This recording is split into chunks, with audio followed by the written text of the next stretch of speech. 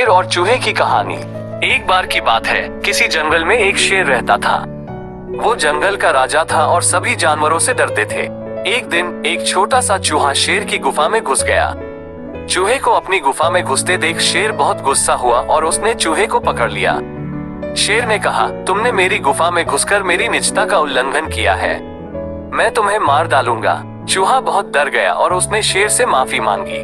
उसने कहा, मैंने जानबूझकर ऐसा नहीं किया था, मैं बस अपनी बिल ढूंढ रहा था, मुझे माफ कर दो। शेर को चूहे की विनती पर दया आ गई।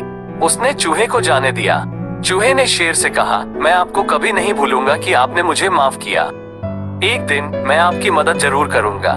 कुछ दिन बाद शेर शिकार करने गया।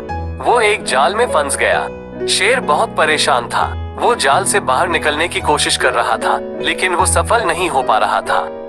तभी चूहा वहां से गुजर रहा था। उसने शेर को जाल में फंसा देखा। चूहे ने बिना देर किए अपने दांतों से जाल को काटना शुरू कर दिया।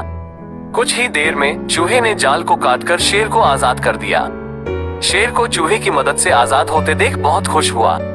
उसने चूहे से कहा, तुमने मेरी जान बचाई है, मैं तुम्हारा बहुत आभारी हूँ। शेर और चूहा अच्छे दोस्त बन गए।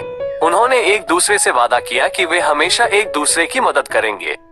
कहानी का नैतिक, हम किसी की शारीरिक बनावट के आधार पर उसकी क्षमताओं का अंदाजा नहीं लगाना चाहिए। हमें दूसरों की मदद करनी चाहिए, चाहे वो कितना भी छोटा या कमजोर क्यों न हो।